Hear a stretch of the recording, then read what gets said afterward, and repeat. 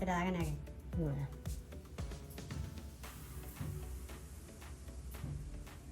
আরেকটা সোনা কেটে দিয়ে দেবো।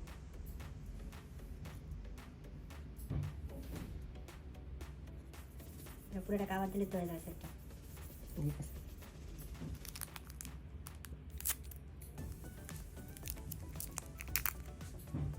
সমস্যা নাই আছে।